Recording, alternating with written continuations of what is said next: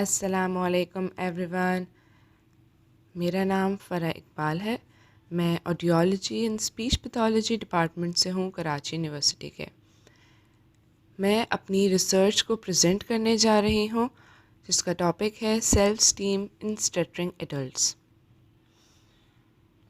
Content में मैं आपको बताती चलूँ आगे मैं क्या क्या डिफ़ाइन करने वाली हूँ। Definition, abstract, introduction, objectives of my research, research methodology, results, data recordings, conclusion, recommendation and references. What is self-esteem and what is stuttering? क्योंकि आगे अपनी पूरी रिसर्च को डिफ़ाइन करूँगी, सो हमारे लिए जानना बहुत ज़रूरी है कि सेल्फ स्टीम असल में होता क्या है और स्टटरिंग क्या होती है और ये किस तरीके से एक इंसान की पर्सनैलिटी पे इफ़ेक्ट करती है। सो आई होप वैसे भी सबको पता ही होगा व्हाट इज़ सेल्फ स्टीम, कि अपने बारे में ख़याल रखना, अपने बारे में जो ओपिनियन होती है, सेल्फ कंप्लेंसी होती है वो। फॉर एग्ज़ाम्पल कि एक बंदे का सेल्फ स्टीम कितना है, सही है, कि वो अपने आप को कितना केपेबल समझता है, उसकी ख़ुद एतमादी कितनी है, ठीक है। फिर इसके बाद आता है व्हाट इज़ स्टटरिंग। स्टटरिंग एक ऐसा स्पीच डिसऑर्डर है जिसके अंदर हमारी हेजिटेशन इन्वॉल्व हो जाती है, रिपीटेशन इन्वॉल्व हो जाती है सर्टेन साउंड्स की। फॉर एग्ज़ाम्पल जैसे कि अगर मैं टाइप्स ऑफ स्टटर्स बताऊँ तो इसमें हमारे पास बहुत सारे टाइप के स्टटर्स होते हैं जो कि प्रोलॉन्गेशन करते हैं, ब्लॉक्स होते हैं उनकी स्टटरिंग में। इंसर्टेशन होती है, जैसे कि प्रोलॉन्गेशन से मुराद कि अगर कोई एक स्टटरर है एंड वो बोला जा रहा है मंकी तो बोलेगा मंकी, ठीक है। ब्लॉक्स आ जाता है तो वो अचानक से टू इस तरीके से बोल रहे हैं। So different different types of stutter होते हैं। और क्यों ऐसा होता है, क्यों स्टटरिंग होती है, सो देखें इसका एक एग्जैक्ट कॉज तो हम किसी को भी डिक्लेयर नहीं कर सकते, बट येस थ्री हम इट कुड बी कह सकते हैं।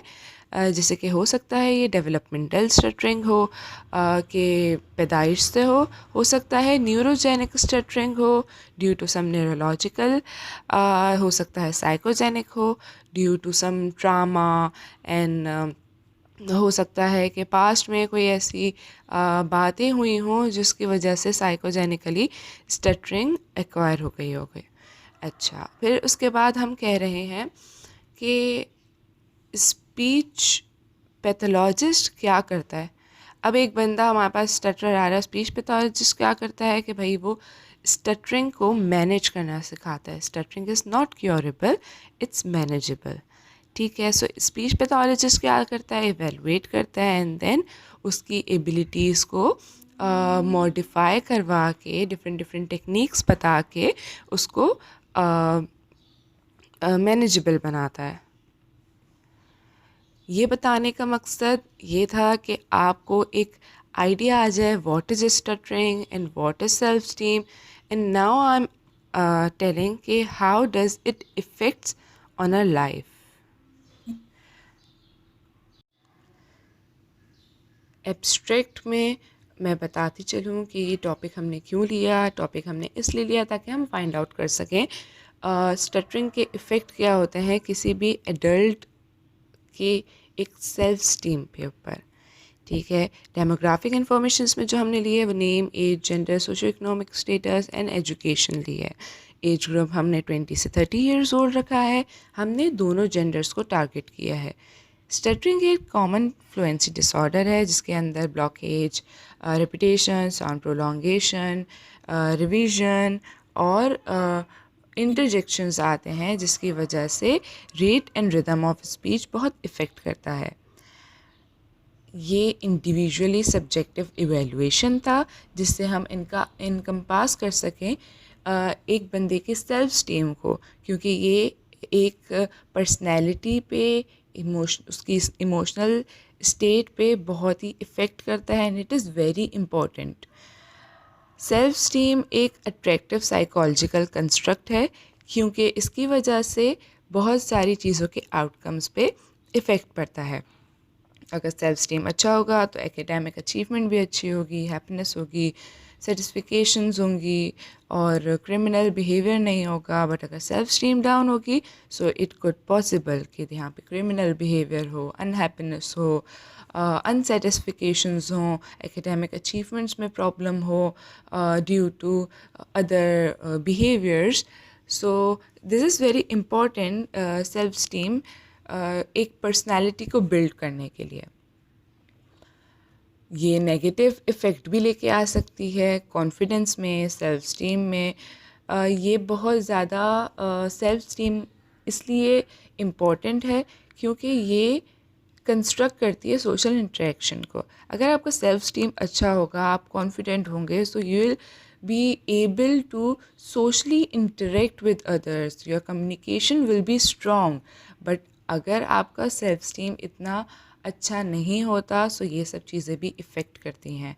सो किस तरीके से इफ़ेक्ट करती हैं, क्या इफ़ेक्ट होता है वगैरह वगैरह, वो हम जानेंगे इस पूरे एब्स्ट्रैक्ट के बाद जो हमारी पूरी स्लाइड्स रिसर्च को डिफ़ाइन करी हैं उसके अंदर। उसके बाद मैं अपनी रिसर्च का कुछ इंट्रोडक्शन दूंगी। जैसे कि मैंने पहले बताया था कि सेल्फ स्टीम क्या है। सेल्फ स्टीम सब्जेक्टिव का एक इवेलुएशन है जिसमें बंदा इनकम्पास करता है अपने बिलीव्स को कि I am unloved, I am worthy और I am not worthy, I'm good enough या I'm not. So this is a emotional state. ठीक है, ये डिफ़ाइन किया था स्मिथ एंड मैकी ने 2007 में। मैंने इसके अंदर कुछ पुरानी रिसर्चेस को लेके इंट्रोडक्शन को प्रिपेयर किया है। फिर हमारे पास कहते हैं कि कॉन्फिडेंस जो है वो डिपेंड करता है सोशल कोलैबोरेशन पे। ठीक है, या फिर जो है स्टैमर का अगर नेगेटिव इफ़ेक्ट होता है कॉन्फिडेंस पे तो ये सब चीज़ें social collaborations, presentation. For example अगर माइट बी पॉसिबल कि यहाँ पे अगर कोई स्टटरर हो और वो प्रेजेंट कर रहा हो अपनी प्रेजेंटेशन, किसी भी हो सकता है जॉब पे वो प्रेजेंट कर रहा हो, so it could be difficult for him, but what is his self esteem वो हम बाद में डिसाइड करेंगे, but it could affect। ठीक है, ये हेजिटेशन को बढ़ा देता है जो कि ज़िंदगी भर साथ रहने लगती है। ठीक है, इससे डेंजर बढ़ जाता है, लोग गलत तरीके से गलत राह पे निकल जाते हैं, ये कह सकते हैं, क्योंकि एक आपके दिमाग में बन जाता है मैं इस जॉब के लिए केपेबल नहीं हूँ, मैंने एकेडमिक अचीवमेंट नहीं कर सकता। सो आप गलत चीज़ों की तरफ भी निकल सकते हैं। फिर उसके बाद कहते हैं कि बहुत दफ़ा ऐसा होता है कि एक्सपीरियंस करता है बंदा शेम को। और फॉर एग्ज़ाम्पल जैसे कि हो सकता है कि आप एक गैदरिंग में बैठे हों जहाँ पे हर कोई कुछ ना कुछ कह रहा हो, जहाँ पे ऐसे लोग हों जो कि आई थिंक बहुत अच्छी सोच के ना हों और सब कुछ ना कुछ कह रहे हों, और एक अगर स्टटर उसमें अपना पार्टिसिपेट करता है एंड ही स्टटर्स, सो हो सकता है कि कुछ लोग जो थोड़ी छोटी सोच रखते हों वो मजाक उड़ाएं या किसी तरीके से बुली भी कर सकते हैं। सो स्टैमरर के लिए बहुत मुश्किल होता है कहीं एक हुजूम के अंदर बोलना, क्योंकि उसको जजमेंट से बहुत डर लगता है। फिर हमें कह रहे हैं कि जो स्टैमरर स्टटरिंग करते हैं उनके लिए रिलेटेड फैक्टर्स पे बहुत ज़्यादा इफ़ेक्ट पड़ता है, चाहे वो कॉन्फिडेंस हो, सेल्फ अवेलेबिलिटी हो, सोशल हेल्प हो या सोशल जॉब्स वगैरह हों। सो इन मीडियम कनेक्शंस पे काफ़ी इफ़ेक्ट करता है एज़ कम्पेयर टू अगर कोई फ़िज़िकल काम हो। जैसे कि मैंने काफ़ी सारे स्टटरर्स को देखा है कि वो लोग या तो किसी फैक्ट्री में काम कर रहे होते हैं या फिर किसी ऐसी जगह काम कर रहे होते हैं जहाँ उन्हें ज़्यादा बोलना ना पड़े, बोल के अपने आप को रिप्रेजेंट ना करना पड़े, बल्कि वो क्या नाम है, ड्यू टू जजमेंट उस चीज़ से भाग रहे होते हैं कि वो ये सब चीज़ें कर सकें। सो इसलिए वो ऐसी चीज़ें चूज़ करते हैं और लोग भी उनको इसी चीज़ के लिए चूज़ करते हैं कि वहाँ पे उनकी ये चीज़ उन पे हावी ना हो, ठीक है। उनकी जिसकी वजह से हम बहुत सारी अच्छे अच्छे आइडियाज़ जो कि वो दे सकते हैं, अच्छी अच्छी चीज़ें जिसके वो केपेबल हैं, वो मिस कर जाते हैं, ठीक है। उसके बाद कुछ रिजल्ट्स हैं कि कुछ यूथफुल टीनेजर्स में देखा गया है कि मोस्टली नेगेटिव इफ़ेक्ट पड़ता है as compare to positive effect. एक कॉम्प्रिहेंशन स्टटरिंग एग्जामिनेशन से मालूम हुआ है। जो लोग स्टटरिंग करते हैं वो अक्सर फेस करते हैं डिसग्रेस को, उनके उनके इफ़ेक्ट कर जाता है मेंटेलिटी पे। अक्सर ऐसे इंडिविजुअल्स होते हैं जो कि शेम या ट्रैश करते हैं मेंटेलिटीज़ उनके ऊपर, जिसकी वजह से उनका अपने आप को लेकर काफ़ी सेल्फ स्टीम डाउन हो जाता है। वो अपने सेल्फ डिसग्रेस और अपने कैपेबिलिटीज़ को उस तरीके से एक्सप्रेस नहीं कर पाते। अच्छा, ये तो हो सकते हैं नेगेटिव इफ़ेक्ट्स, पॉजिटिव इफ़ेक्ट्स भी हो सकते हैं, बट हमें पिछली रिसर्चेस में अक्सर मालूम जो चीज़ हुए हैं वो हमने इंट्रोडक्शन में शो की। Now we have objectives. हम ये रिसर्च क्यों कर रहे हैं? ताकि हम इवेलुएट कर सकें सेल्फ स्टीम को जो एडल्ट्स में होती है, जो लोग स्टटरिंग करते हैं, या हम इवेलुएट कर सकें स्पीच डिफ़िकल्टी जो उनकी इफ़ेक्ट करती हैं पूरी लाइफ पे, या हम एक level of self esteem in adults check कर सकें। स्टटरिंग किस तरीके से लाइफ पे इफ़ेक्ट करती है ये इवेलुएट कर सकें, और इवेलुएट कर सकें वो चेंजेस जिसकी वजह से स्टटरिंग इफ़ेक्ट करती है, ठीक है। उसके बाद हमारे पास है research methodology. What was my methodology? मैंने क्या मेथडोलॉजी यूज़ करके रिसर्च को प्रिपेयर किया है। मैं कराची यूनिवर्सिटी की स्टूडेंट हूँ और जो कि speech pathology and audiology department से बिलोंग करती है। सो मैंने मोस्टली स्टूडेंट भी कराची यूनिवर्सिटी के लिए हैं जो कि 20 से 30 इयर्स ओल्ड हैं, लेकिन ये नहीं कि सारे ही मेरे वहीं के लोग थे, बट मोस्टली कराची यूनिवर्सिटी से मैंने लोग लिए थे। इस रिसर्च में हम जो मेन गोल है वो सेल्फ स्टीम को कंडक्ट करना है, जिसके लिए मैंने टूल यूज़ किया, रोजनबर्ग टूल यूज़ किया, जिसमें मैंने डेटा कलेक्ट किया क्वेश्चनेयर से, और क्वेश्चनेयर में 10 क्वेश्चंस थे जिसकी हेल्प से मैंने सैम्पलिंग किया मेथड, और एक 30 डिफरेंट एडल्ट्स का मैंने एक डेटा प्रिपेयर किया है। उनको मैंने इक्वली 5 डेटाज में डिवाइड किया ताकि मैं उसको अच्छे से डिफ़ाइन कर सकूं।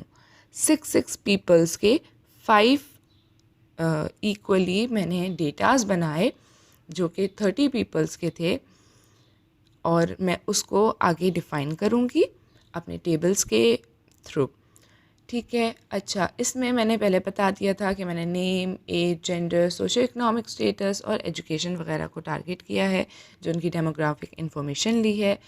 उसके अलावा एज ग्रुप लिखा है, जेंडर्स दोनों लिए हैं, एजुकेशन भी मैंने ख़ास तौर पर इसमें ली थी, और मोस्टली मेरे पास एजुकेटेड पीपल थे मेरे इस रिसर्च में इन्वॉल्व। सो ये जो पूरी मेथडोलॉजी के लिए मैंने जितना भी डेटा गैदर किया था, ये सब कॉन्फिडेंशियल इंफॉर्मेशन है एंड दे नो इट कि मैं एक रिसर्च के लिए ये डेटा कलेक्ट कर रही हूँ। रोजनबर्ग सेल्फ स्टीम स्केल के ज़रिए मैंने उनका सेल्फ स्टीम चेक किया। जो क्वेश्चंस मैंने उनसे पूछे थे वो कुछ यूँ थे कि overall I am satisfied with my self, so if they agree, strongly agree, disagree और स्ट्रांगली डिसएग्री, ठीक है। सो कुछ क्वेश्चंस ये थे कि जैसे सबसे पहला क्वेश्चन ये था कि are they satisfied.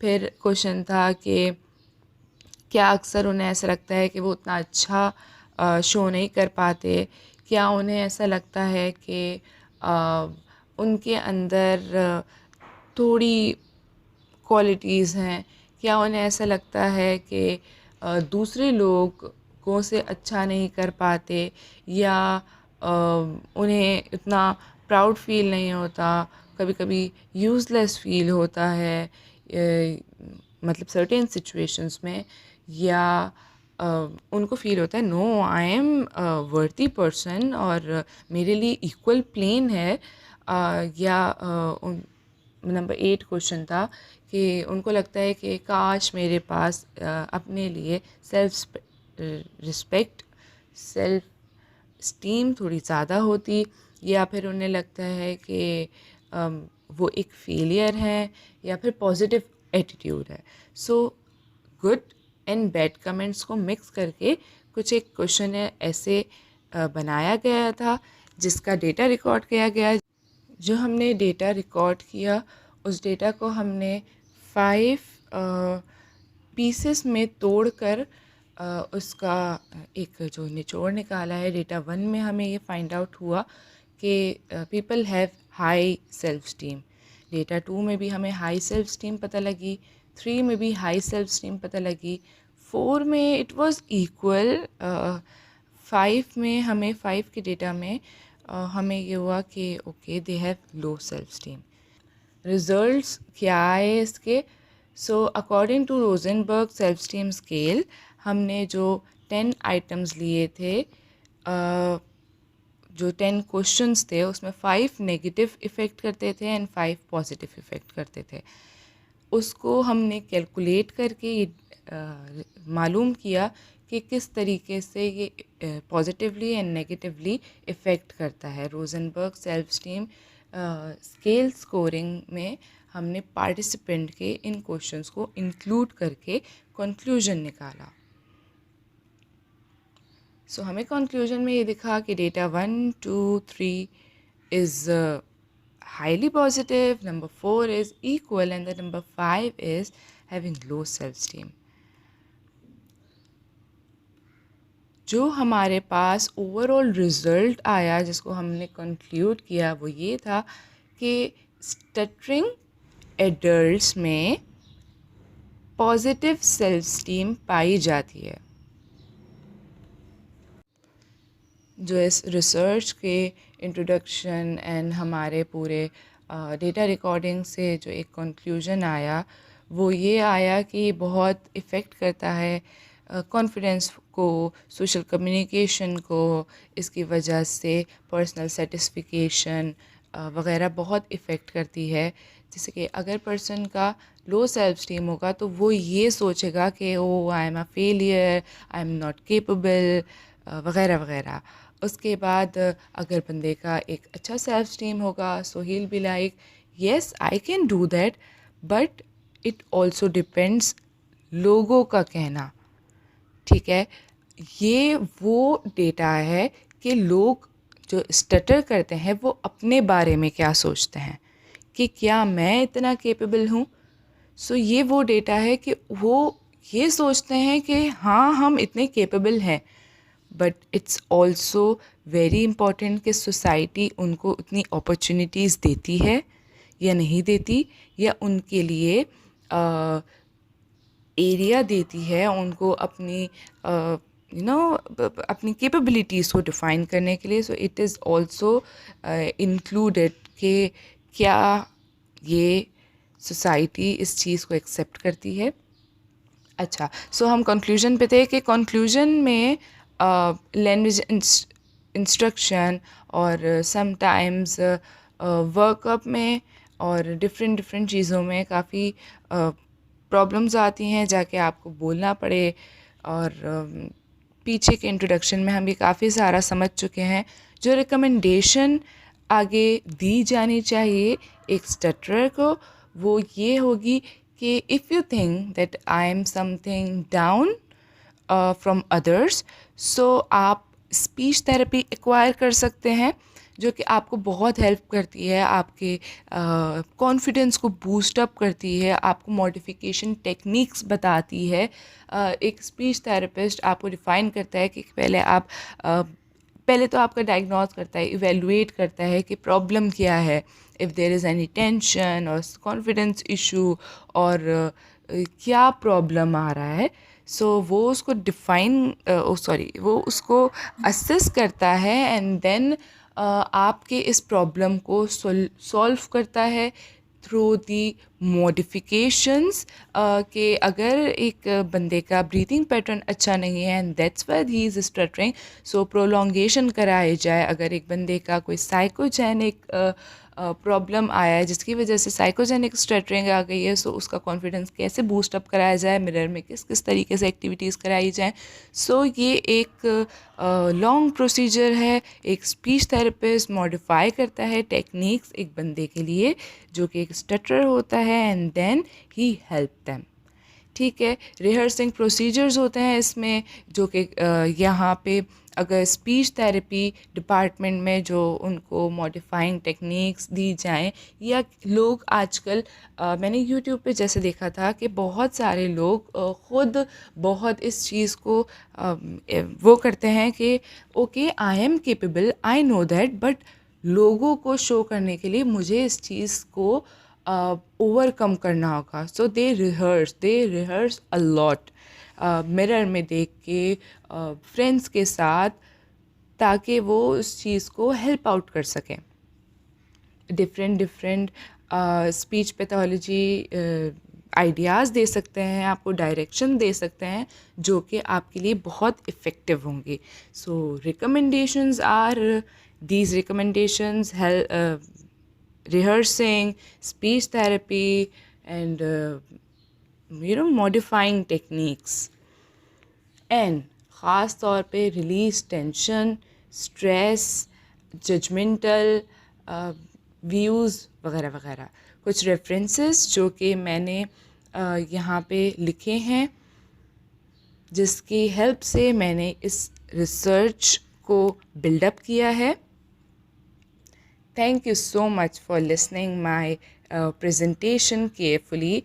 But in the last, I'll say, please, please, please, अगर आप किसी स्टटरर के साथ हैं, आप किसी एक स्टटरर से मिलते हैं, so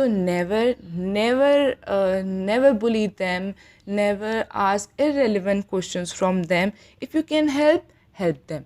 टेल देम कि यहाँ पे मॉडिफाइंग टेक्निक्स होती हैं, उसको एक्वायर करके आप इस चीज़ से बाहर निकल सकते हैं। If they are not satisfy, if they are satisfy, let it be, it's okay, it's totally fine. Now we are in the era जहाँ हमें इस बात को एक्सेप्ट कर लेना चाहिए कि it's okay if a person stutters, it doesn't mean that उसको हम रिस्ट्रिक्ट कर दें न्यू अपॉर्चुनिटीज़ से, न्यू डिफरेंट थिंग्स से।